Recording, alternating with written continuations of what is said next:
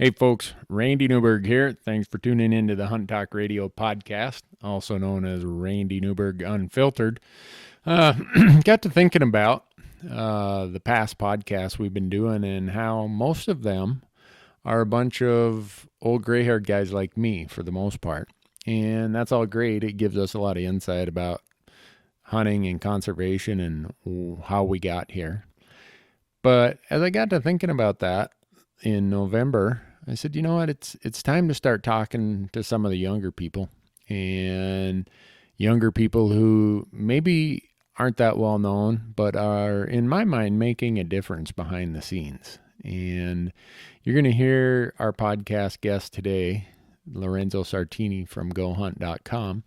He's one of the people behind the scenes who you may not have heard of, but a very young, smart, energetic guy who's changing a lot of information distribution as it relates to hunting. And later this winter, you're going to hear a podcast with some guys, Zach and Travis from Montana Wild, two young guys who I think are doing some amazing stuff with video message and YouTube and Vimeo and social media. So you're going to get to hear this podcast, and it's just not Randy Newberg and a bunch of his old gray-haired buddies sitting around telling hunting stories. So I hope you enjoy that. This podcast you're going to hear was recorded in December.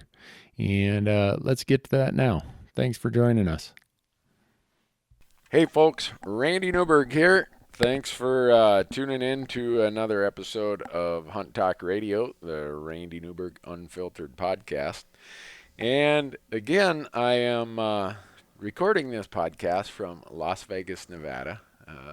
And some of you are probably saying, man, Newberg, how much time you spend in Vegas? But I'm down here for Rocky Mountain Elk Foundation's Elk Camp. And one of the great things about Elk Camp is some serious hunters all end up in the same place at the same time. And our guest today fits that category of the serious hunter. And I'm going to give you a little, a little background about who my guest is. And I think he tries to play a little bit quiet behind the scenes guy, but I'm not buying it. He's way too humble for what his talent and experience is. So with me today is Lorenzo Sartini, who is, can I call you the owner, the boss, the big chief? Founder and president. Whatever you want to call me. All El right. Jefe. So those of you who follow our platform, follow our Hunt Talk website, you know that in the last, a little over a year, I've been talking about a research service, a website called goHUNT.com, who has this insider service that has really, it's the answer to all the things that Randy Newberg said he needed to have someday. And what I mean by that is when you got to apply for 10 to 12 hunts a year to do a TV show like I do, it's a lot of research. And I've always said, man, if someone could consolidate this and come up with everything, that would be the silver bullet. And I am sitting here with the brainchild, Lorenzo, who came up with the silver bullet of what I've been looking for. So, welcome, Lorenzo. Glad to have you here. I appreciate you having me. Oh yeah, and so when I think about those of us who hunt the West, and even those who don't live in the West but like to come out West and hunt, it's gotten really complicated to try to stay on top of however many states you guys are on top of. Yes. I mean, pretty much all the Western states. 14 Western states, correct.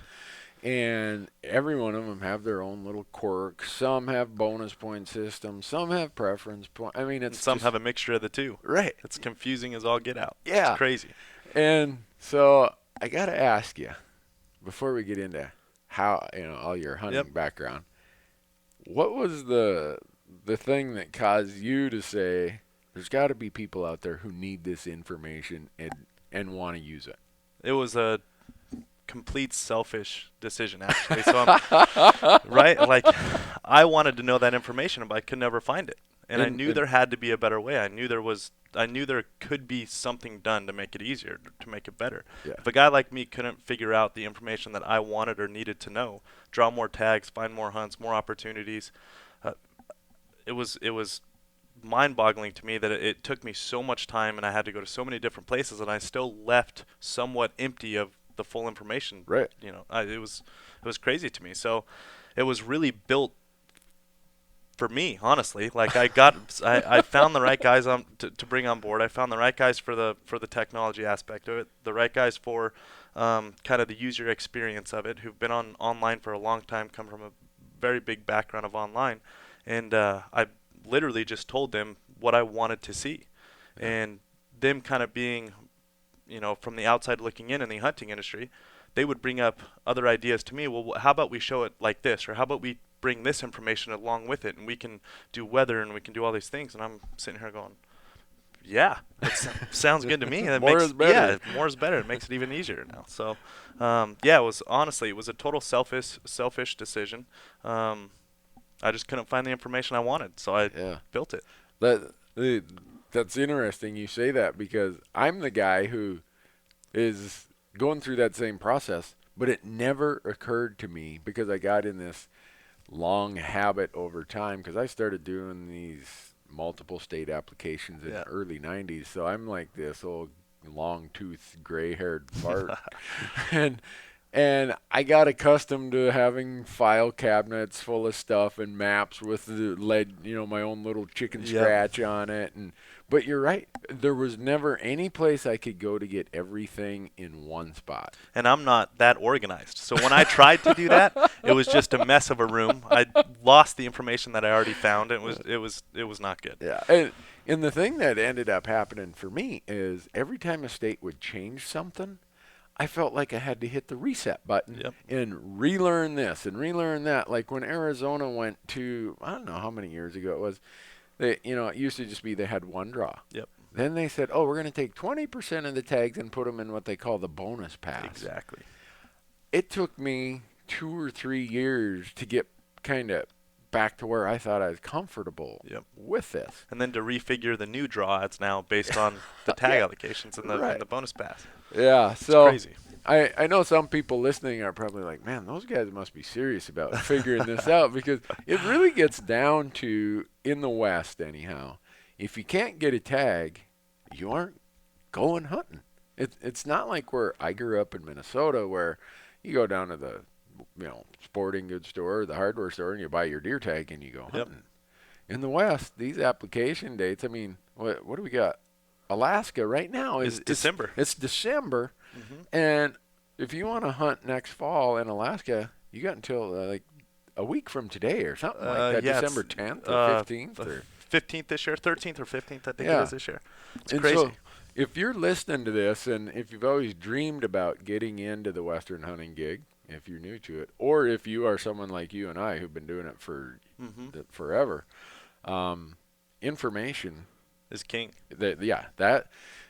And I get so many emails and comments saying, Newberg, how do you draw so many tags? Are you slipping money in the envelope or whatever? Back in the old day, before Al Gore invented the internet, I guess maybe you could slip money in. But now it's all online. Exactly. So I'm sorry, folks, I'm not bribing anybody.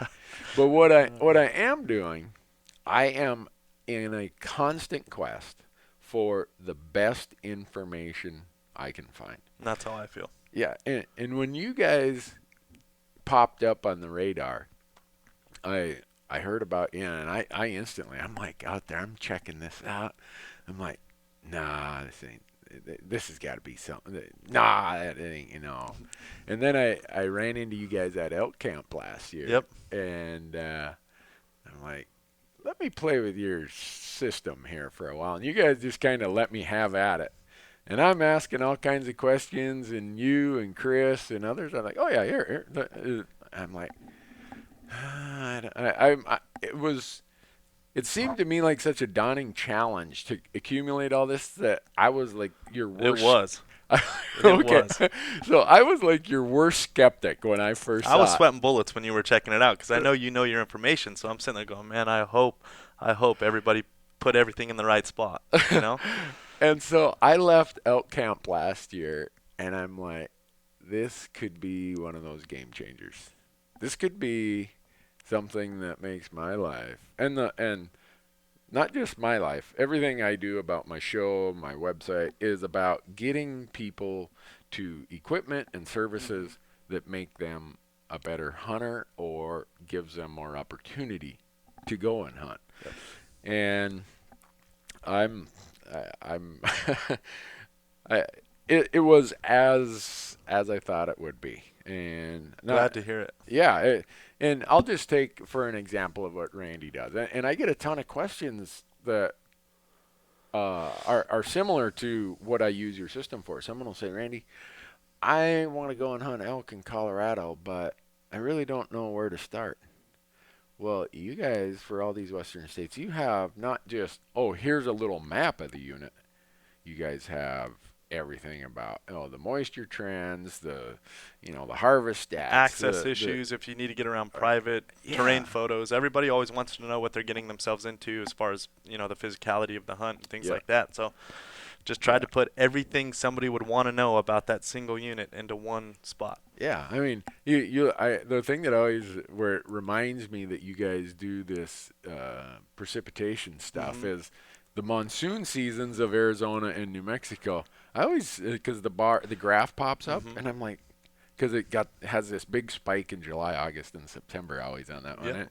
And it reminds me of how much data you guys are, and I'm not a tech guy, so I have no idea how it works, but somehow you guys are pulling data from somewhere. Correct, yes. We did a deal with NOAA, National Oceanic and Atmospheric Agency. Right. And we basically, in a easy way to say it, we read their Doppler radar from within the unit to get an exact weather and precipitation for the unit.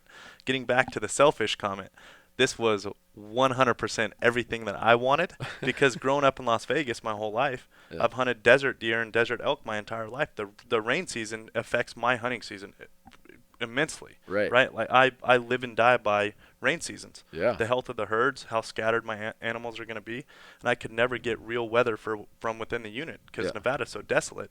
If I wanted to see weather from within the unit, sometimes it was pulling a town that was 200 miles away, and it was just completely different weather systems.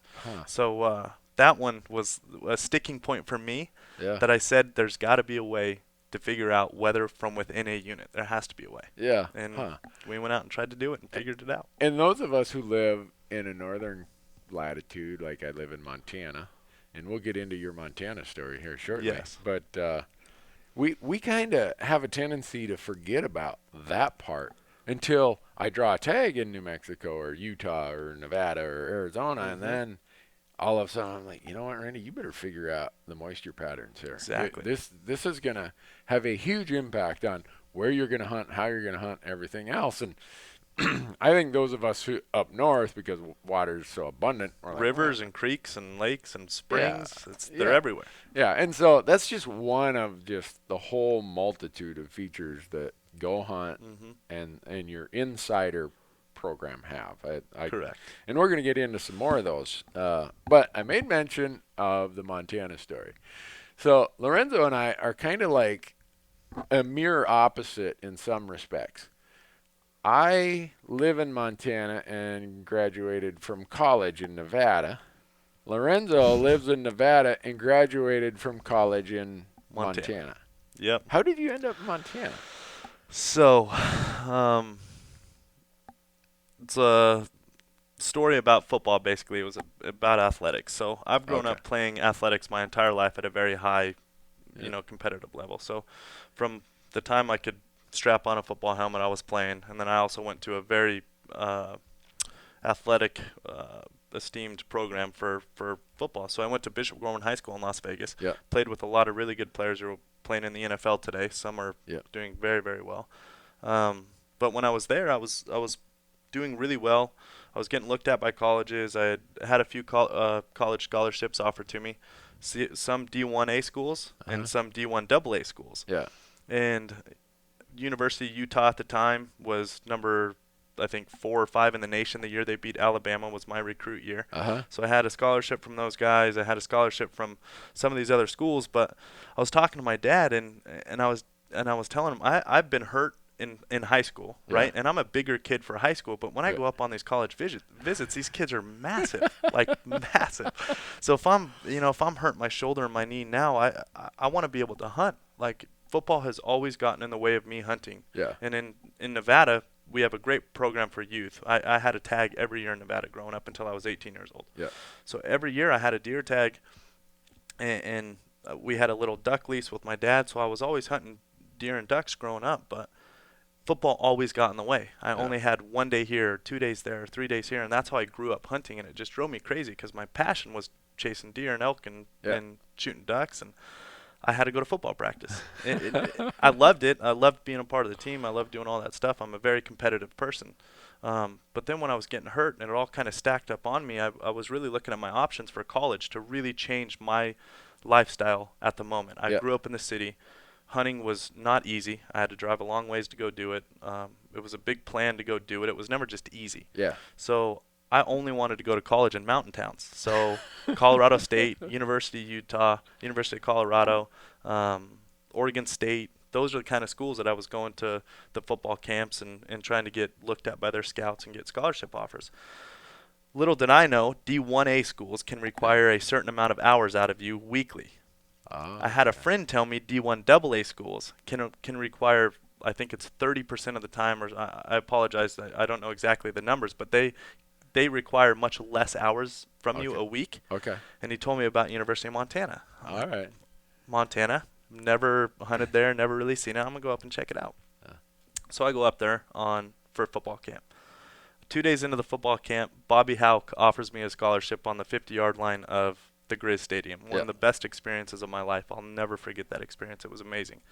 Him and I had a really good conversation about playing football there. And this is the middle of my senior year, going into my senior year. And then he said, during the season, I want you to come up and see a football game. I said, no problem. I'm coming up. I want to see this. Yeah. I loved the campus. I loved Montana. I was up there in the summertime for that camp. The river running right through the campus. It was beautiful. So middle of my senior year of high school, playing football, I go up there on an official visit. They fly me up there. They put me with a host. Well, the host that I had was picking me up for the game on Saturday. He had 7 greenheads in the back of his truck. And I'm saying, you're on the football team. What is this? Well, I go down on the river with my dad before every football game, home game on Saturdays. It's just something we do.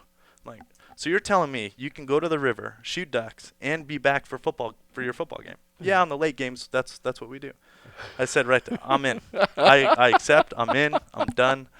Like hunting, because hunting was never easy for me. It was never that easy. So when I saw that, I fell in love with Montana.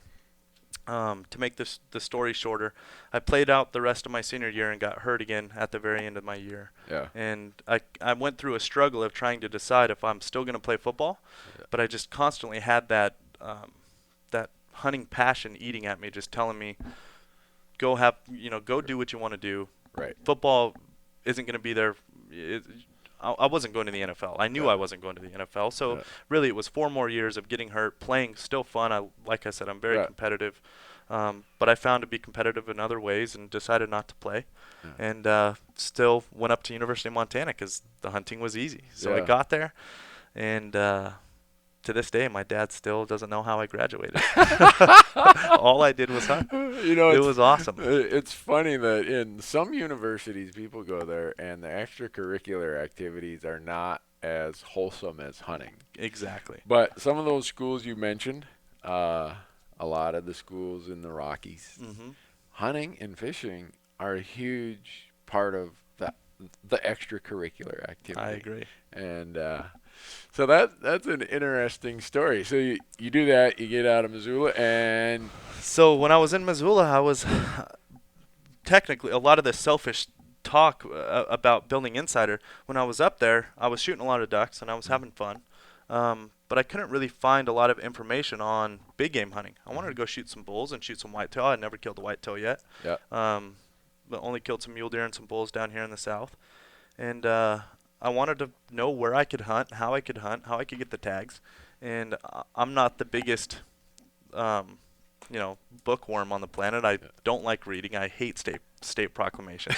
So I'd get about 10 minutes into it, and I'm like, I'm going to go shoot ducks. This is ridiculous, But I met a couple guys up there who were residents of Montana, and they kind of let me into the insight of how I could draw some tags, how I could draw the combo tags. I love that program up there in Montana, drawing the deer and elk tags. Yeah. And then I started getting into big game up there, but I just could not believe how hard it was to figure out. All I wanted to do was go hunting. That's all I wanted to do. Yeah. And everybody, all the residents and everybody around me were doing it because they've grown up there and they knew what the system was. Yep. But if they were thrown into the Nevada system, they'd have no idea what to do either. Exactly. So figured out, how to get the tags, and that's borderline what sparked the idea for Insider. I come from a long history of family business. My family has very good business here in Las Vegas. That's where I was born and raised here. We're from the casino and gaming industry, which again is very numbers and analytics and data heavy. Yeah. And if you understand that, you understand gaming. Right. So that's what my head has always really understood. The more informed you can be on numbers and analytics and data and trends, the better you're going to be in the future. Yeah. And so with hunting, with proclamations and all these things, what hunters are looking at, there is never trends and analytics and data in front of them. It's just when the hunt is, where the hunt is, the dates that it's offered, and that's it. Yep. Maybe some draw odds out there here and there, but that was really all there was. So I figured there had to be a better way, and when I started looking, there wasn't. There was not a better way. I'll tell you, there was not. Right, and I just couldn't believe it. And being in my young 20s in college and being around a bunch of my friends, and all we were doing was hunting, some of my ideas were not good, obviously. Like being a young guy, you hardly know anything. Yeah. But some of them were good, and some of them stuck. And I'm very close with my dad. He's an amazing role model for me. He's done nothing but great things for me and the family, and he's always there for me. So I started bouncing ideas off of him. He's a unbelievably good visionary for business. That's how he's done what he's been able to do. Is the vision of what he knows is just it's perfect. So I said some things to him, and he wasn't really grasping the hunting industry. He didn't really know because I was going about it the wrong way of telling him. But once I opened up the hood to how great the hunting industry is, how open it is, how the annual revenues that all these companies are producing and all these things, he really opened up to me and sat down and he's like, wow, okay, like this could be something real. Well, he went on his 30th anniversary with my mother to France. Okay. And when he got home, he called me right away and he says, you got to get over here for family dinner. You have to come over. I said, okay, we got it. Come over. So I go over to a family dinner. I sit down at the kitchen table, and he looks at me and goes, I got it. I know what a business could be. I said, okay, what is it? It's an online destination, everything in one spot. I said, perfect. It was 50% of what I had been talking about. I just didn't know how to really what the model was yet. Yeah. So he put that together, and from there, we went out and found the right guys. You brought up Chris Porter. He's my COO of goHUNT. And I owe a ton of credit to Chris because without him, I didn't know anything about the online world. I didn't know about the user experience and how things are supposed to flow and the architecture of websites. I had no idea. Right. All I knew was what the information I wanted, and I wanted to find it easily. Like I said, I don't like reading. I don't like the state proclamations. They're ugly. They give you headaches. They're small text. So I knew what was in my head. So he was great in the process of me being able to kind of offload what was in my head, him taking that and producing it on a website, because he's from Full Tilt Poker, which is also an online online gaming. Poker was huge with Full Tilt and Poker Stars when they were kind of going through the battle. So he was part of the marketing and building the website, and they had unbelievable amount of user traffic on their website. So he knew what users wanted, how they flowed through websites, all this stuff. And he had never hunted before. But I didn't care. I had hunted before. I knew that world. I didn't need another hunter on my team. I needed somebody who could take what was in my head and make it right on a computer. Yeah. So I approached him with the opportunity and kind of pitched him on the industry and how open it was and how much opportunity there is. And it says a lot about his trust in goHUNT, his trust in the hunting industry. He jumped ship from the online poker industry and came over and started working for us. Wow. So between him and I, we made some very good hires, some very good technology guys. Andrew Baca, who I went to high school with randomly, sent us an application about being our technology guy.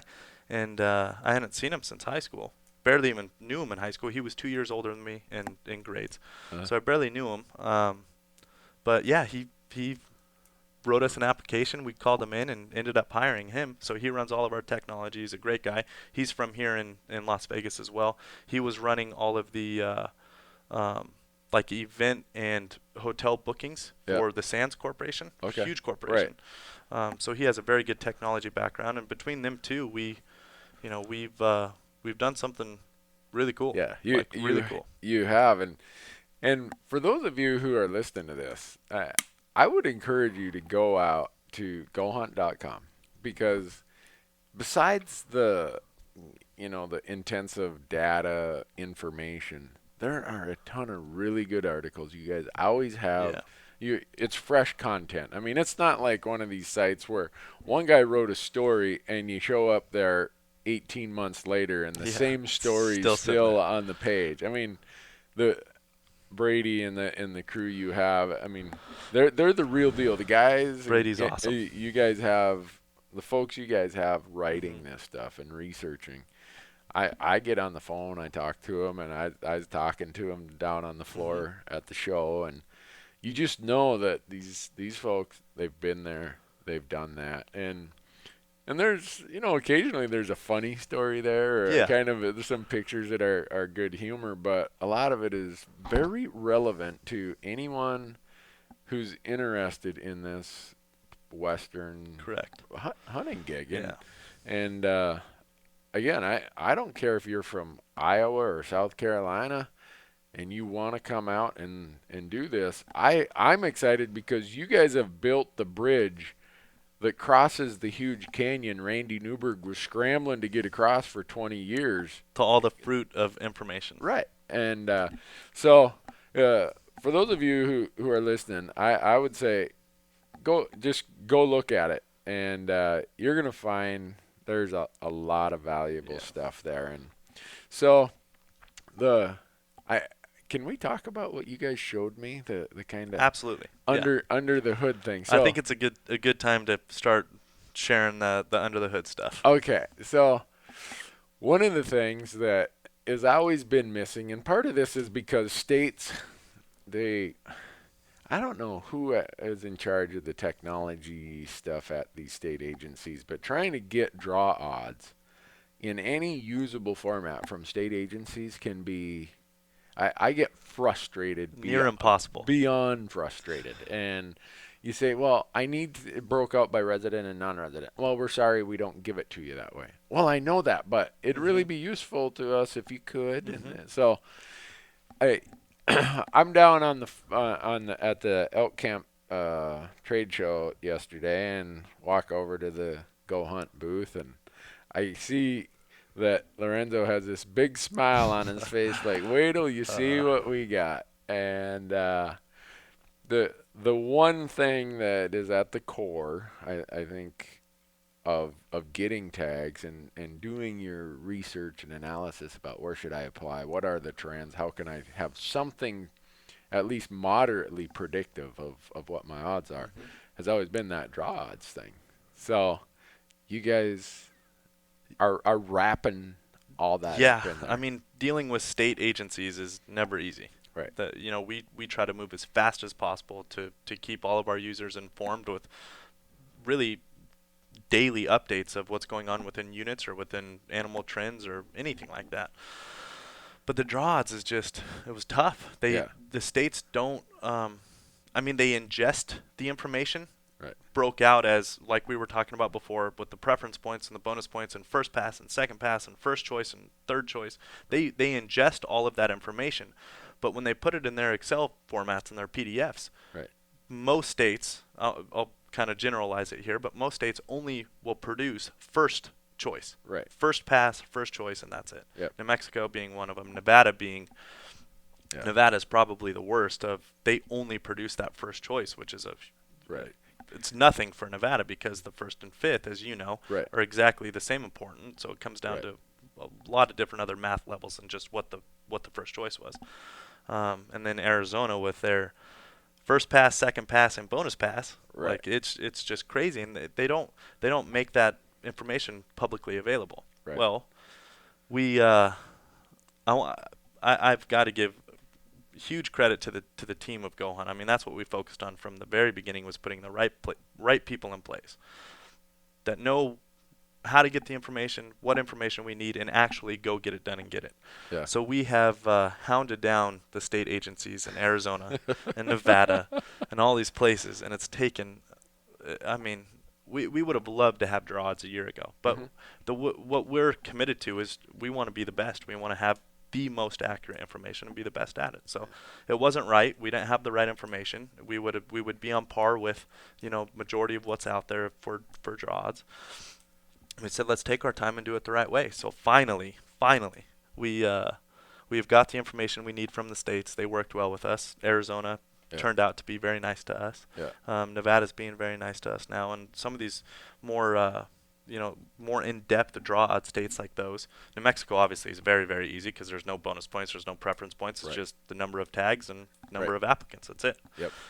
So that's easy. But these other states that were just tough, we finally went out there and really figured it out.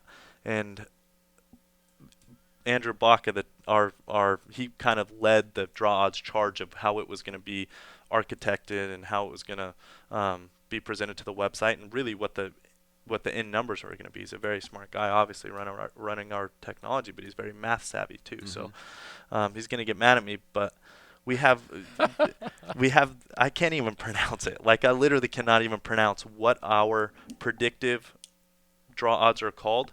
We went out to a data scientist. He's literally gets paid to architect data to tell a story. That's what he does. He does it for a lot of other companies. Healthcare is big into telling story through data. And like I said, being from the gaming industry, if you know enough data and analytics, you can tell the end story and you can forecast what's going to happen. But this guy we went out to, this data scientist we went out to in San Diego, he built us our own math model, and it's got a word that I can't even pronounce. I have no idea what it is, but it's the forecasting and predictive nature of draw odds, because as you know, whenever you're talking about probabilities, there's no real outcome. It's total gray area, like the English language, right? If you want to put a comma, it's okay, but if you don't, it's okay. And it's just tough. But our forecasting and predictive draw odds are next level awesome, and it's what I get excited about, because now finally, being from Nevada, I know what my draw odds are now, and I never did before. And for those of you listening, I'm just going to try explain how complicated this is, because those of us who've been doing it for years make some assumptions that everyone else is familiar. So in Nevada, there's a resident pool and a non-resident pool. So right away they split how many tags they're given to residents and how many 90% of the tags go to the residents, 10% go to the non-residents. Right. So those of us who are non-residents, we get this pool of tags. And Nevada looks at every one of your 5 choices before they go on to the next guy. Correct. So a strategy always is, well, my first probably choice 1 through 3 or 1 through 4. Stars. Yeah, what the heck? If I'm lucky, maybe I'm going to get the great tag, the high demand tag. But my 5th choice, I'm going to throw one in there that's either middle of the road or somewhat really good likely odds. to draw. Yeah. And so when you sit down and try to calculate the probabilities when you have 5 variables that are, I took stats and probability in college, but I can't remember all the exclusive, mutually exclusive. Someone listening to this who's a probability and statistician guy is going to say those guys hacked that up. Exactly. So you think about how complicated that math is. And not only do you have to worry about those 5 choices, you have to worry about how many people at what point level you're competing against. And then add to that Nevada squares your bonus points. So if I've got 5 bonus points, Nevada says, all right, we're going to assign you 26 random numbers. And here's how they get to 26. 5 squared is 25 plus your current year application. Plus that year's application. Right. So Randy, in that case, gets 26 random numbers, and of my 26, they say, here's the lowest of your random numbers. You're going into the draw with 25, the other ones go out the door. Right. So you start building how complicated that is for the guy like me. And I'm a CPA in my other life, so I'm pretty handy with Excel spreadsheets. Well beyond what I can do. I mean, numbers, I don't mean to boast, but Randy might be the Charlie Daniels of the Excel spreadsheet. Maybe not all the way, but close. But even that, I have spent years trying to figure out how do you do that. And let's go to even a simpler state. Like you said, New Mexico. New Mexico, again, has a pool of resident tags, a pool of guided non-resident tags, and a pool of non-guided non-resident tags. And they don't have a point system, so you don't have all the complications that you do in Nevada. But they look at your first three choices. Correct. Before they go on to the next guy. Correct. Whereas my home state of Montana, they look at everybody's first choice. And then if there are any tags left over, they look at what's everybody's second choice. So every state kind of has this weird way to do it. Which changes your strategy for each state. By each state. Oh, yeah. Fully changes the strategy. Yeah, and if that wasn't complicated enough, Wyoming. Oh, God. The special draw and regular draw. Yeah, Wyoming has a resident draw and a non-resident draw. And then in the non-resident draw, they split it into two parts. 60% of the tags go into what they call the regular non-resident draw, which is they call it regular because that's your regular pricing. And then they have what they call the special draw, where the other 40% of the non-resident tags go into that pool, and you pay a premium to be in that pool. To have better draw odds. Right. Technically. Yeah. So, as if that isn't complicated enough, Wyoming then says, of the pool of tags in each of those buckets Randy just mentioned, we are going to issue 75% of those tags based on who's got the most preference points. And so if you don't draw on the preference points, then you get thrown over into this other place that they call the random draw for the remaining 25% of the tags for that unit with Correct. it. So when I go and do seminars that are not in the West, because those of us in the West kind of just take for granted that, you know what, you better be a good numbers dude. And this is the only life that I know. I've never had the ability to just go buy a tag, being from Nevada. Yeah, and so when I talk to Midwesterners, people in the Southeast or on the East Coast, they'll tell me, you know what, you guys have come up with such elaborate, ridiculous schemes, I'm not even applying. I can't even deal with it. I need, I'm not going to spend 3 days just to learn how that works. And I get that. But the flip side of it is those people still want to come and hunt out here. So what you guys have built here to me is the riddle solver, the I guess if you want to call it shortcut. For sure. It's definitely a shortcut. Yeah. And now that I see it, I go back and see, here's the thing about podcasts. You can get on all these funky tangents I just did. What we were trying to get to is the new features that you guys are coming out with. And the draw odds part of it is going to be so cool. But then you got this other filtering 2.0. Yeah. And let's use again, we'll continue to use Nevada because one thing about Nevada is there's mandatory harvest reporting in Nevada. So their data is very good. Very detailed. Yeah. So Nevada can tell you for mule deer not just what the success rate was, how many bucks were taken, how many does were taken. Of those bucks, how many of them were 4-point or better? Exactly. They even, with elk, how many of the elk had 50-inch main beam or greater? And 6-point or better. 6-point or better. It's crazy. It's awesome. Yeah. And so you guys are taking all that extra data, putting it in the system, and you're going to allow your users, your subscribers, to sort it by that kind of criteria. And what we were dealing with before, everything takes time to build and get to fully what the vision was. We launched Insider a year ago. Basically a year ago today, we launched the first day of RMEF show last year. And we didn't have filtering 2.0. It was just a lot of information, pretty heavy in information, a lot of reading, and but the information was there. So the people who understood where they wanted to look, the opportunities they were looking for, they knew where to go and could figure out their information. Well, now what we built is what gets me excited. Sorry, is we finally are crossing what the vision first was. Yeah. Which is the shortcut, which is the easy way to not read the state proclamation, to not read all this information that you really don't need, and have the information that you want right next to you at the same time. Right. So it's just like what I compare it to. It's always easy to compare it to something, especially just over voice here, but like cars.com. You go to cars.com, you say, I want a Ford with 30,000 miles or less, yeah. red, within 100 miles of me, and private seller only. Yep. And it'll filter down exactly what you're looking for. Eight items will come Exactly. Eight results will show. So what we've done is, because every state is so different, right? Like we've been talking about for the last I don't know, half hour, but they're so different. You can't possibly understand all of them and all their little nuances and what states offer rut hunts and what states don't and all these things. What we did is, you tell us what states you want. Nevada. Yep.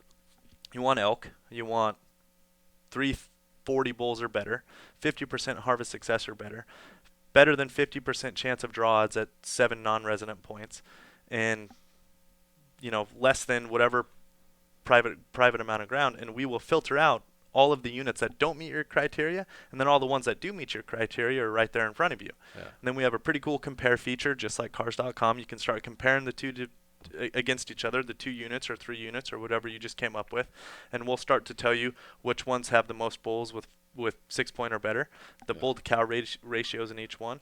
And we're talking a lot of data and analytics. A lot of people don't want all of that. Right. But if they don't want it, they don't even need to filter that out or don't need to do anything for us. We're just we just want to give everybody the most accurate, best information so they can be a more informed hunter, like you said. I mean, that is when you're going to be hunting more, you're going to be taking better animals, you're going to be on better hunts when you know more information. Yeah. So that's what we're trying to do. Well, that is, there's a lot of people out there who've tried to, dabble in this. There's some that, there's a few websites that have nothing but draw odds. Mm-hmm. And a lot of times you get the disclaimer that says caution. First pass only. This is first choice only, or this is how we have to do it because it's a lot of work to do it beyond this. Yeah. Which gets you to if you're a numbers junkie like I am, and I think a lot of our listeners, as a general rule, I think hunters tend to be numbers people and tend to be analytic kind of people.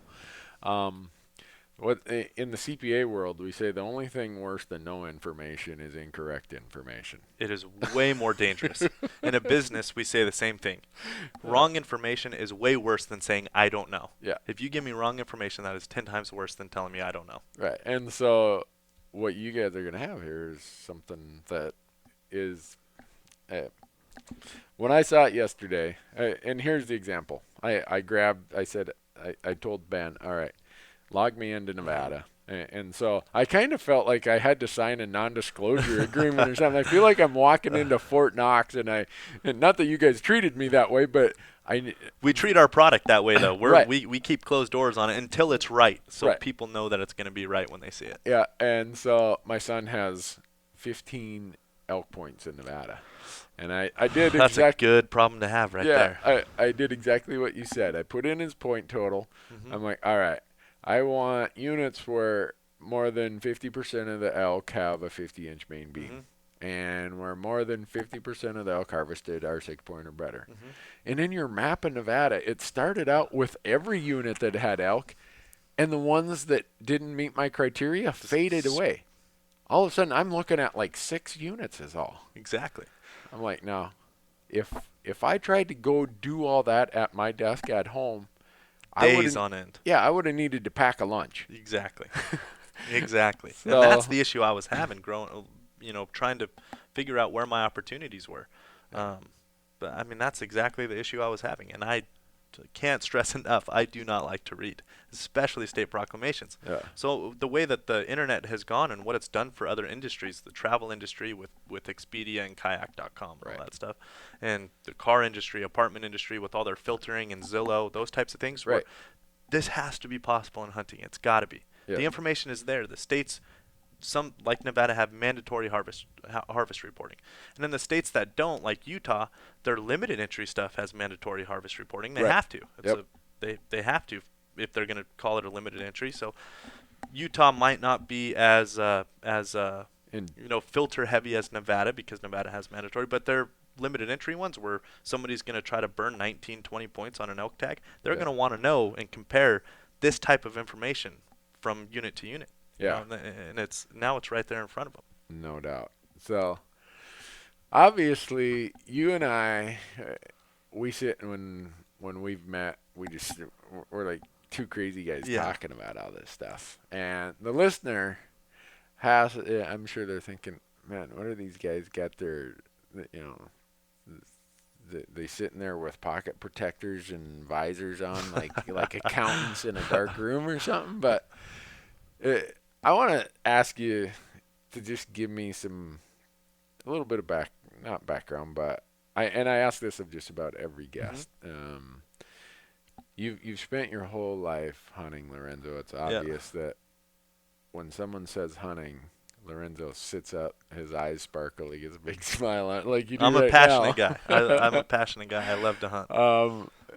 Any hunts in your life that you say, you know what, that was one of those events that caused me to say, hunting is a big part of who I am. I want to be known as a hunter. Anything? That's what I identify with. Yeah. And yes, there is. There's actually a couple different stories. The first one that happened to me with was I grew up hunting, obviously, but in Utah and Nevada. Yep. I have family property in Utah, and we've had it for many generations. Yep. My great-great-great-grandparents had it, and that's where I've grown up hunting, is in southern Utah, right outside of Hatch, Utah. Okay. And I'd been hunting for a while, shooting some animals. I had a really good first experience hunting. I shot a great mule deer buck with my dad here in Nevada. He's 12 years old.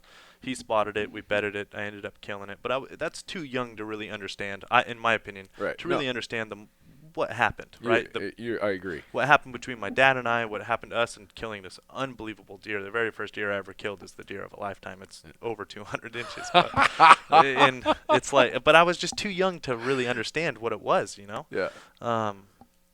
But anyways, when I was in college, just outside of college, it was the hunting season right when I graduated college. There was a giant deer that was on our property. Mm-hmm. Big velvet, just 6 on one side, all in line, big 4-point side on the other. And I put in a lot of time on him, a lot of time. And you take pride in that when you spend that much time. Yeah. I was up there with my cousin, my uncles, hanging trail cameras and tons of phone scope video, and we found him in June. Right when I saw him in June, I'm like, I love the shape of him. You don't know exactly what he's going to be, but he was coming straight up off his head, and I like really tall. I like tall. I like big G2s, big tall frames. That's what I like. And I put a ton of time into him, blood, sweat, and tears into him. A week before the season, disappears, and I'm losing my mind. And I work and live in Las Vegas. I'm trying to. This is before goHUNT had started, but I'm trying to work here and get my job done. I obviously, job comes first. If you don't have money, you can't hunt. Yeah. And I was putting tons of time in him. He disappeared, and I'm going crazy trying to find him, calling my uncles like crazy, driving up there, trying to find him again, can't ever find him. And it's to that point where when you put that much time into something, it just disappears. You've just left. You're so empty, right? Like I don't know if it's happened to you or a lot of the listeners. I'm sure it's happened to you at some point, right? And I couldn't get that feeling shook from me, right? Opening day comes, and my uncle and I are going through the property, and there he is. Ooh. 62 yards, standing on a hillside. 62 yards. Rifle or archery? Archery. Ooh. August, opening day, Utah. There he is, and he's giant by this time. He's got an inline on his 4. He's got an inline off his main beam on the right side, and just a big 4 on the left side, and he's huge. And that's the closest I've been to him, obviously. And we're sitting there on the 4-wheeler and talking, and he's here. At least he's here, you know. Yeah. And there's a water on that side of the property where we were going to. There's a little trough water that we have over there. And my uncle's like, "Well, are you going to go down there?" I said, "No, I'm not. I'm going to the other side of the property where we had seen him from the very beginning of time." And he, "Why are you doing that? You're crazy. What the hell are you doing that for? He's right here." I said, he's going that way. I just have a feeling he saw us here. I don't know why. I feel like he's going that way. Well, I go over there, and sure enough, here he comes walking out. Broad daylight, 52 yards, and make a terrible shot because I'm all by myself. Hit him far back in the liver. But anyways, I knew I hit him to where I was going to kill him. I let him lay overnight and go back there and find him the next day. And the first time I walked up to him and put my hands on him, it was an unbelievable deer, but like within my head and my body, I just sat down.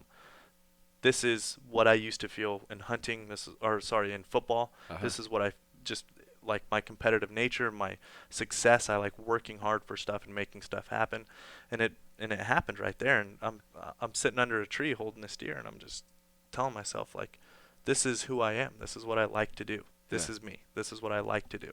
I don't care much for getting crazy into golf or getting crazy into traveling or doing it. This is what I do. This is what I want to be known as, and this is what I do. And I've had some really good experiences in my life, some really bad experiences. I've had bad ones that have also made me feel the same way. Not necessarily during the hunt, but I was chasing a deer in Nevada for a couple years and ended up getting shot off the side of the road by a 12-year-old on a youth tag. Giant deer. I was chasing him for 2 years. But coming back and talking to stories about people, with people and them asking me my hunting advice or input, when I'm able to share those stories and then they learn something from my mistakes, which I definitely made quite a few on that deer. I like being in those situations where I can help somebody with their hunting information, and I just feel right in place when I'm doing those types of things, right?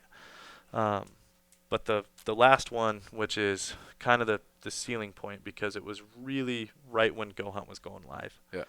The idea was spun off. It wasn't live yet, but we were starting to build it. Chris was on the team by this time. Doing the whole data thing, like you said, we were talking about New Mexico, first choice through third choice. Somehow, some way, by the grace of God, I drew a bighorn sheep tag in New Mexico. Whoa. In 2013. I drew my second choice. Thank God I paid attention and understood the first through third. Drew my second choice desert sheep tag in New Mexico.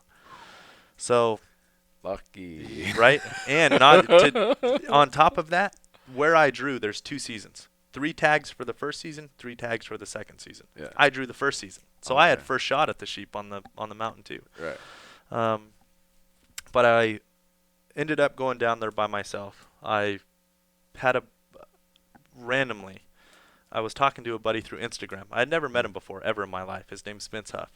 Never met him before in my life. And just through Instagram, through social media, him and I were doing a lot of the same things. I was taking pictures of some desert sheep in Nevada. He lives in Reno.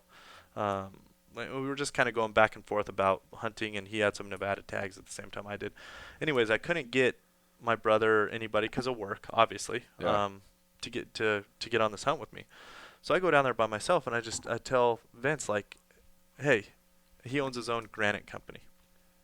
I said, hey, would you mind coming on the sheep hunt with me? I drew a desert sheep tag. I just need a little bit of help. I want to make sure this goes right.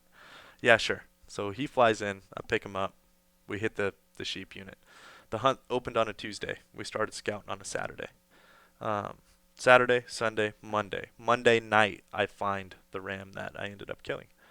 And to make a long story short, because, hunting stories when they're your own mean a lot more to you than you could ever voice. For sure. But how hard that hunt was. There's 1 ram per square mile down there. It's not like Nevada, where I know what I've been on sheep hunts here, and you see 40 rams a day because you get to hunt them in November, and they're kind of rutted up a little bit, and they're all together. Man, when I was down there's 1 ram per square mile, and it was just tough. Yeah. Rattlesnakes and bugs Cactus, bugs the size of boulders that are trying to bite your face off the whole time. It was just crazy. It was an unbelievable experience. I had just met Vince Huff. Him and I got extremely close in just a short amount of time because of what we were going through down there. Dust storms. Not to mention, I'm on the Mexico border. There's literally people carrying backpacks coming through. I have Border Patrol helicopters flying over my head. It was the most insane hunting trip of my life. But again, worked hard, found a ram, and the hunt opened on Tuesday. I ended up killing him Wednesday night. Cool. And it's a book ram. It's a 172-inch gross ram, 170 net. And it's something in my head that I had the right information. I applied for the right hunt. I got lucky. Everybody needs to get lucky. Right. And then I went and put the work in. And again, this was right when goHUNT was going live, and I was telling Vince Huff about it. He didn't know I was working on a new company. Yeah. He knew my family business and the whole deal. Yeah. But I was telling him, so I got to share those stories and see him light up about this idea and what we were working on, and got to share the experience of desert sheep hunting. I mean, it's crazy to be able to do that. To do that, right? It is, and so I think that you and your company maybe is underplaying the next step of what I'm going to get into here. You guys are big supporters of the conservation group. Huge supporters. And when you have an experience like you just, and like you said, words don't do it justice, but if people were here watching you and your body language of how much this meant to you, I got the full feel of it, because I'm sitting right here next to you, and I see that, you know what, Lorenzo, that story means a lot to him. But that translates to how committed you guys are to the conservation world. Correct. And you know, I go to the Elk Foundation events. You guys are there.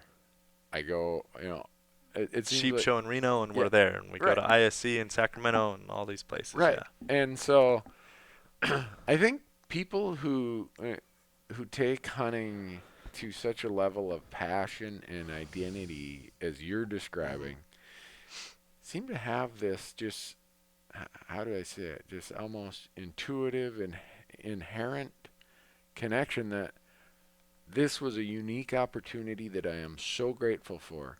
In some way, shape, or form, I'm going to give back in a way that someone else is going to get. I want somebody else to be able to experience what I was able to experience. Yeah. Absolutely. Yeah. And RMEF, which we're here at, I absolutely love that organization and what they do for people, to give people the ability to hunt elk. Elk are doing phenomenal across every state they're in right now. Yeah.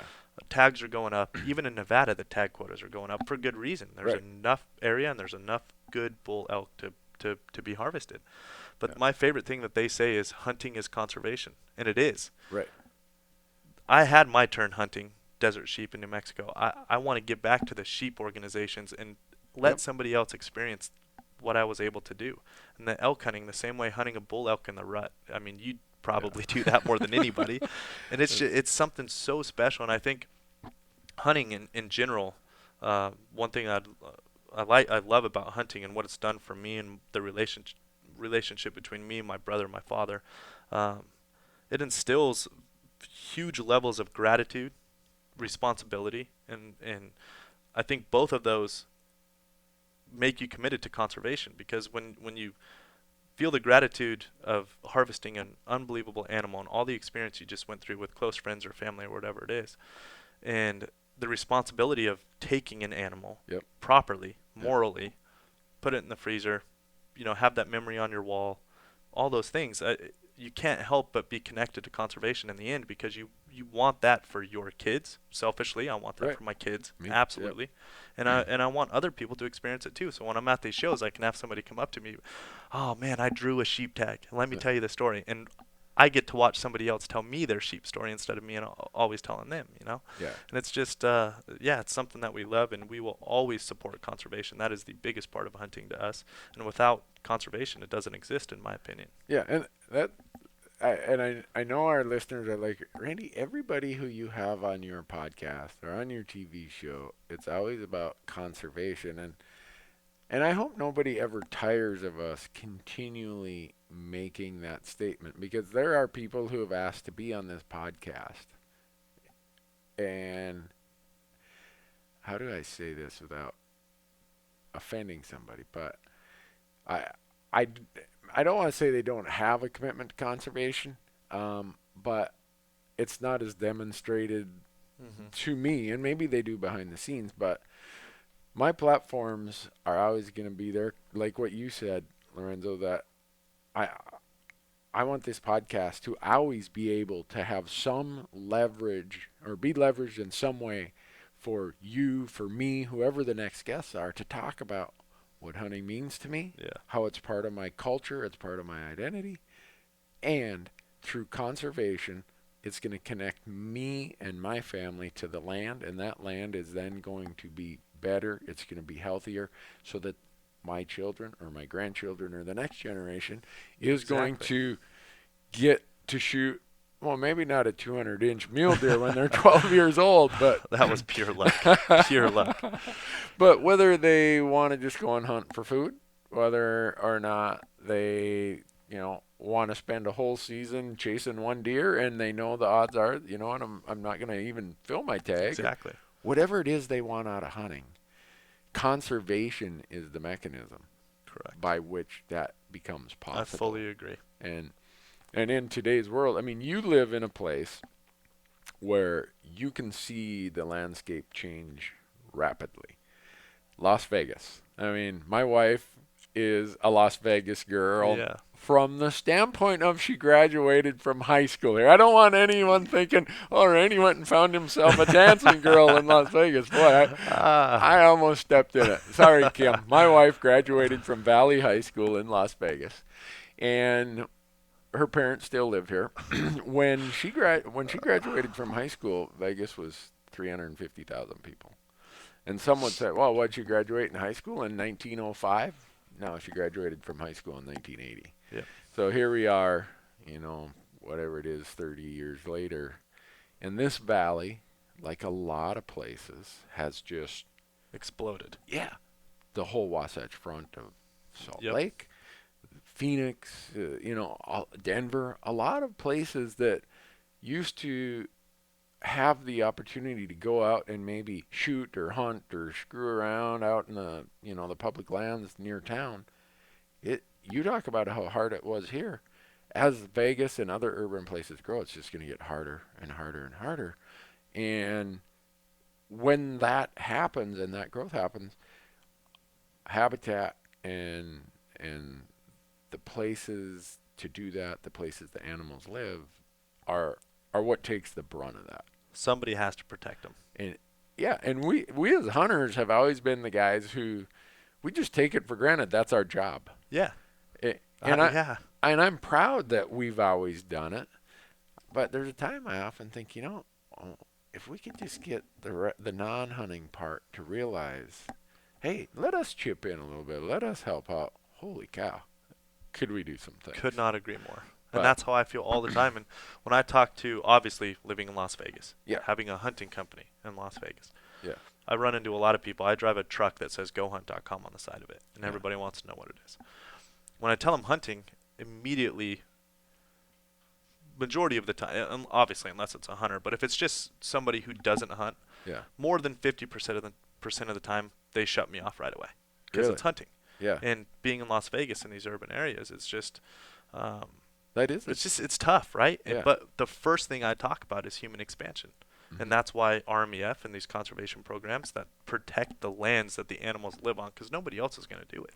Right. When I tell them about human expansion, well, my responsibility in my money and what I donate and what I do protects animals from human expansion. They can't protect themselves from it, right? The predators have to hunt less amount of acreage now because all the animals are condensed from human expansion. Right. All these things add up.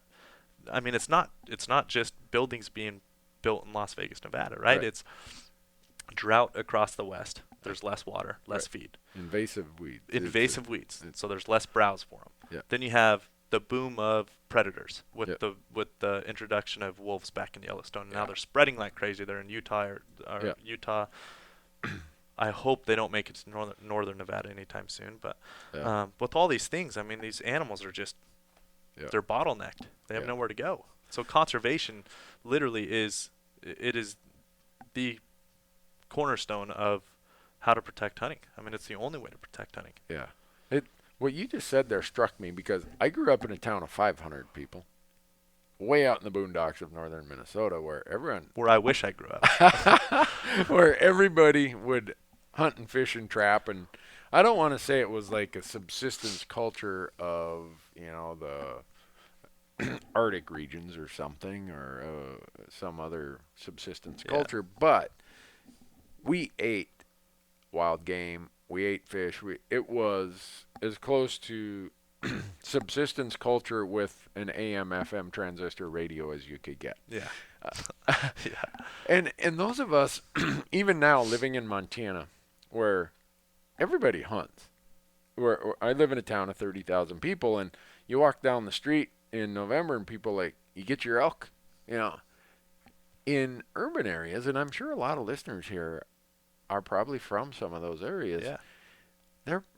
I don't think guys who come from a place like I do appreciate enough of what it is to live in a Las Vegas or a Los Angeles or a whatever, where you really are the lonely voice in the wilderness. You say that's how it feels. Yeah. But I appreciate the responsibility. I'm not going to say I'm the most educated guy in the world. I don't have my master's degree or anything like that, but I understand the world for the most part, especially the wildlife. And I enjoy talking to people and educating them on our side in a place like Las Vegas. And obviously some people just don't want to listen. You let them walk by, right? Yeah. But for the most part, like it's I enjoy the responsibility of showing people what conservation really is and what hunting really is, which it is conservation. Right. That's just the way it goes. Perfect example here. And I'm going to use Las Vegas because this is where we're at. I'm going to use Nevada. But if we were sitting in Colorado, we could talk about a similar group. Or if we were sitting in, who knows where we could talk about other groups. But in Nevada, when I went to college here, the number of desert bighorn sheep was very, very low. I mean, it's not like not like they're extinct, but to draw a desert bighorn sheep tag in 1986, it was like, holy cow. It's almost like you got picked to fly the space shuttle or something. Yeah. Through the work of a lot of volunteers, through Nevada Division of Wildlife, Nevada Bighorns Unlimited, Nevada has more wild rams, wild sheep, at any point in its statehood since 1864 or whatever. I believe. And that didn't just, I think a lot of people, because if you drive out by Hoover Dam, you will see sheep along the highway. Absolutely. No question you will see a ram. Like a good ram, too. Right. If you drive the highway from here to Pahrump, where my in-laws live, there are desert sheep along the highway. Yep. And I think people drive there, and I'll see them pulled off to the side taking pictures with their iPhone and stuff. And I often wish, dang, too bad they don't know what it took to get them back there. Who funded it?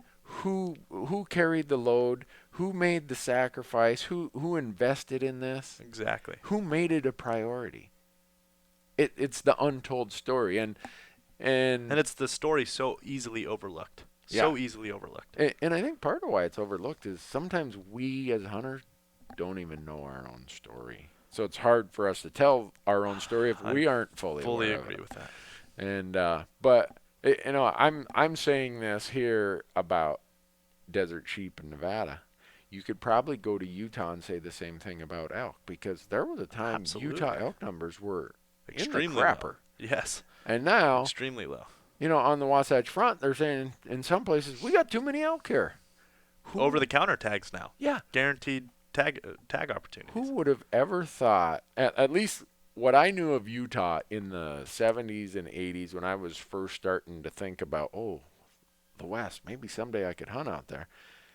I would have never dreamed that Utah would have any place that complained about we got too many elk. And because of hunters, because of conservation funding, because of volunteerism, and in some places because of some really good private land stewards also. Exactly. I mean, you take all that combination, and we are, for most species, we're living in the good old days. I believe so. I really do. I really think we are. And I hope that my son's 25, and dang it, Matthew, get with the program. Get me some grandkids here. But I hope when he is 51, he says, man, we're living the good old days. Yep. And because that would be the cool part of it. But it gets back to goHUNT. It gets back to you, your family, your how hunting is part of your family. And you're like a lot of hunters. Conservation is king. Exactly. And there's inherent conservation value in goHUNT.com and the Insider program as well, because, like I said, those states ingest that information of the 6-point or better, and not necessarily just the draw odds of all the first pass and all that stuff, and the number of applicants, true number of applicants, and how much money they're raising with point levels. And that's how you really find out how much the state's raising, is the point levels. If a guy's got 10 points, he's invested for 10 years and all that stuff, right? But they also ingest the data of the animals. You go out to the biologists, and they know the bull to cow, or I should say male to female ratios, but bull to cow ratios, buck to doe ratios, all those things. 4-point or better, 6-point or better, harvest success rates with, the trend of tag quotas, all those things. We have all of that, and we now track it for them. That's why Arizona's been so well to us, is they understand what we are doing for the hunter to understand what the investment into their applications does for the state, right? Like, the more money, they protect the animals, and the states want more people applying in their state, right? It's more money for the state. It's more protection for the animals. It's more funding for water projects with drought hitting the West so hard, and all these things. But there's an inherent conservation value to Insider, and I am extremely proud of that. I'm not going to say that was the original idea for conservation, but it's really helped. Like, it really has helped, and that's why RMEF takes a liking to us as well. We can prove the success story of elk across the West when you're looking at the trends of mature animals being killed, 6-point animals being killed, those types of things. It's the proof's in the numbers. The numbers don't lie, right? That's what everybody's always been told since they were a kid. The numbers don't lie. So if the numbers are there, it's working. Right? So it's awesome to ingest that and actually show the users what has happened and what's working. I was talking to you guys, and I don't know if you were there or if it was Chris or Brady or whoever. Randy Newberg has 19 Colorado elk points. I was standing there. That's crazy. And it's not awesome, though. Yeah, it's not because I'm saving them for, I'm going to wait until this unit. It's just because I've never been able to bring together all the data that I was comfortable with. That's where I want to go. This would be a cool hunt. It's important to me. And the last few years, I've been really lucky. By the time the Colorado apps came along, I'd already had a pretty full schedule. So the last 3 years, I've just bought points in Colorado. I'm thinking this year, I'm going to sit down with my Insider subscription, and I'm going to figure out a way and a place to invest 19 years of Colorado elk points. And I think it'd be fun to almost walk my viewers and my listeners and my awesome. web users. And I think Colorado's a great state to have that problem. There's a lot of good opportunity for great bulls in Colorado. And because my show is, all public land, all self-guided, that's, just our gig.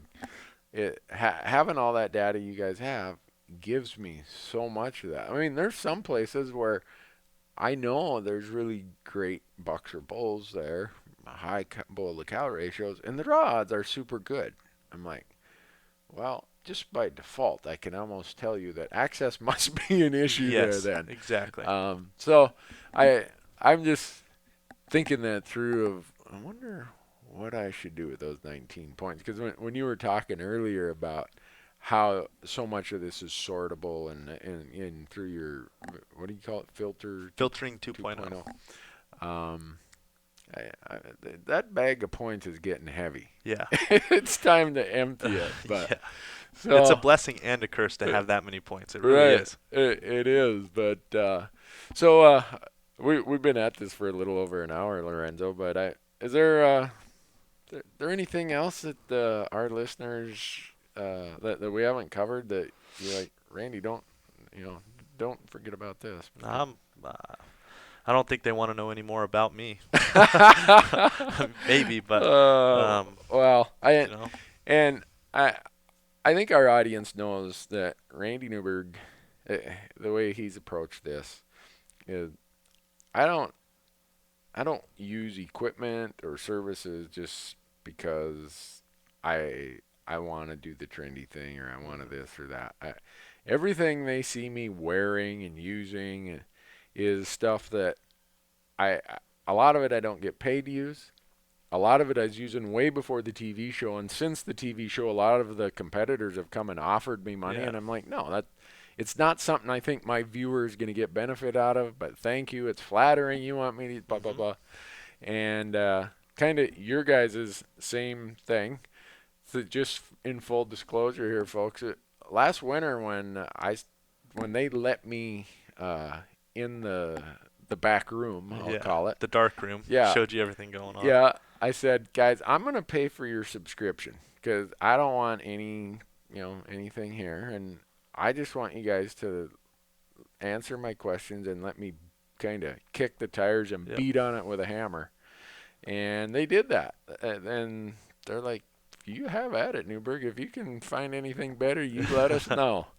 And I remember that conversation well. And that's why we we like talking to you and hearing your input, because right away when you walked in that office, you told us right away, look, I don't use things to just say that I use them. Right. If it's going to better the people that watch my show and the people that listen to what I say, then I'll use it. But I'm not going to do it just to do it. Right. And right away, I felt like that was exactly what I wanted to hear, because it was going to be proof that we were onto something if you bought off on it. So it's cool.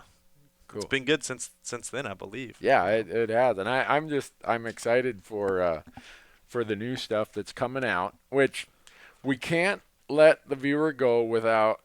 Don't you guys have some sort of promo thing where if someone Correct. signs up? So if anybody signs up with the promo code HUNTTALK. As I said at the beginning of this podcast, we'd recorded this in December, about 2 months ago. And since that time, I got to talking with Lorenzo, and we came up with a really cool idea to maybe involve one of our other partners in the promotional opportunity for anyone who signs up for the goHUNT Insider. And the partner that we're including in that is Gerber. Gerber makes a scalpel blade knife called the Vital. And what they've offered is anyone who signs up to the goHUNT Insider service, so you go to gohunt.com/insider. And if you use the promo code HUNTTALK, HUNTTALK, you will get a Gerber Vital knife, the scalpel blade folding disposable blade knife that I use when I'm out there in the field. So I just wanted to cut and put that segment in here to make sure that all of you listening ended up taking advantage of this great opportunity, the promotional opportunity that is there by using the Hunt Talk promo code when you go to gohunt.com/insider. Well, Lorenzo, that is cool stuff. I hope we get to maybe someday spend a day out in the hills. I'd love to. Chasing elk or I'd chasing love to. deer or whatever. Something. So I know we're at the Elk Foundation thing, but when we were talking last year and I told you guys how crazy I was about pronghorn, Yeah. you guys looked at me like, what? Yep. I thought you were the elk guy. And don't get me wrong, and this is my last question for you.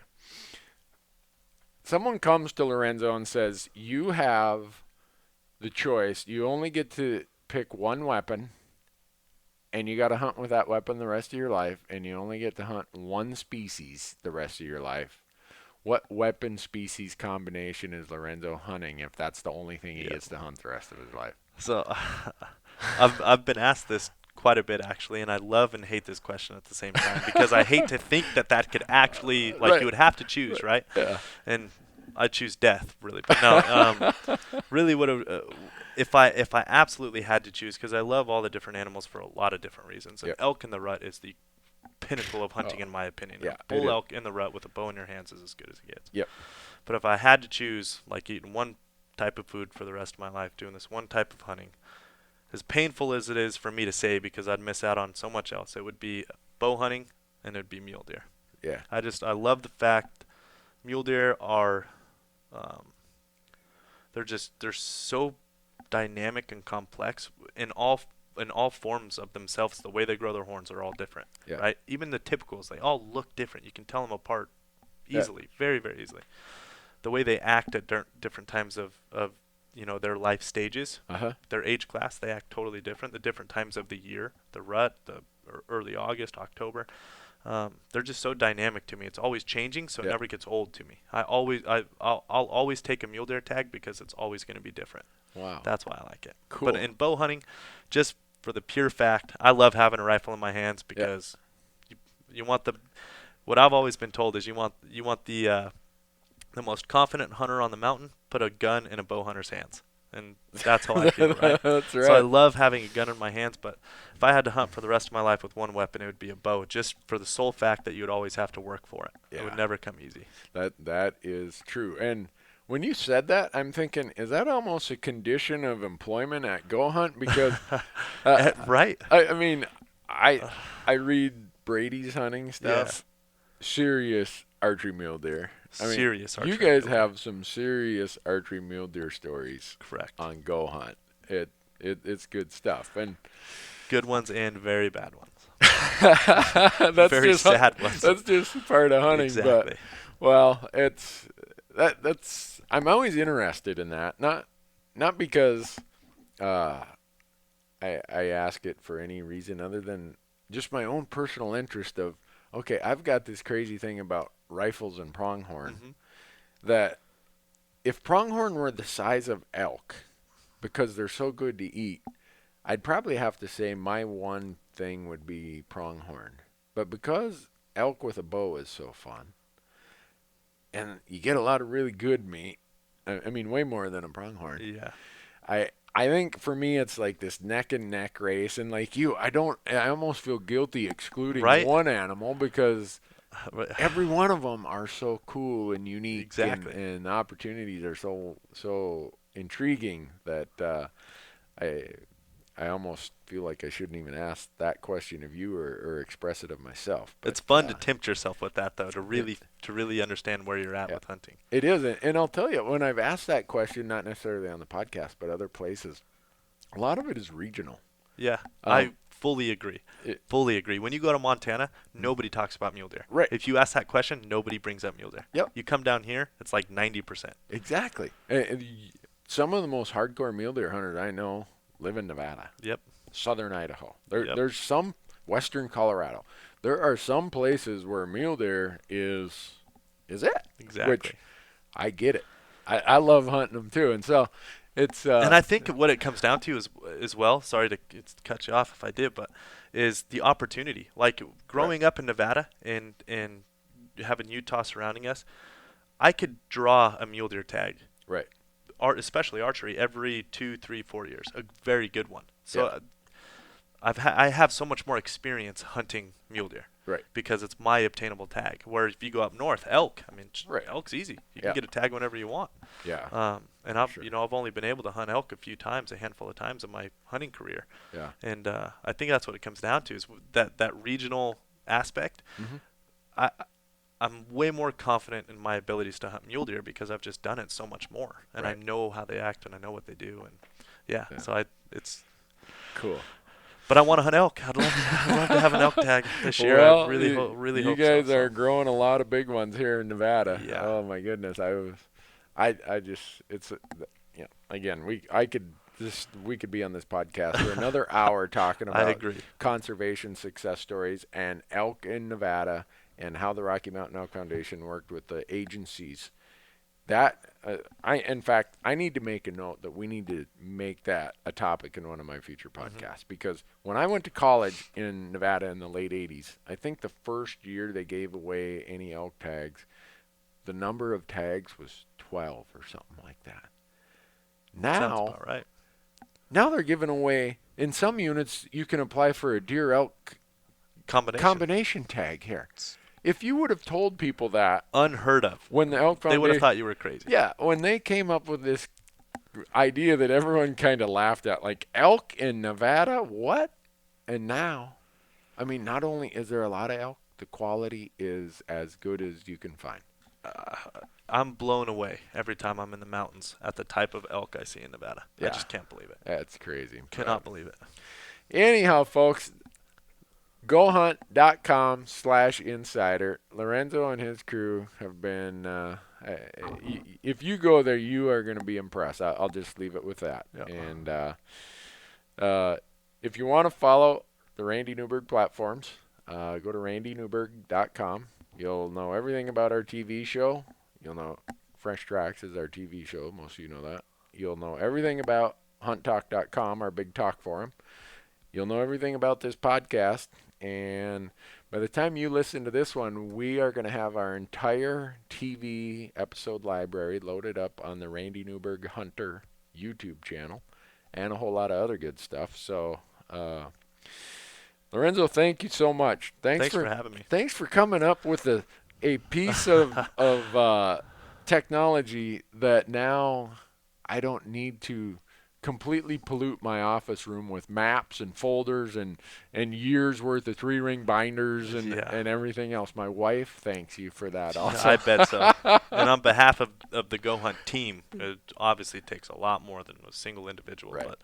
But you're welcome, I guess. Yeah, well, thanks. I look forward to getting really into the new stuff that you guys are rolling out. Sounds good. By the time this podcast is live, it's going to be ready. So, folks, thanks for listening. Appreciate it as always. And if you draw some tags this year, I hope that you have one of your best hunting years ever. We'll talk to you again in 2 weeks.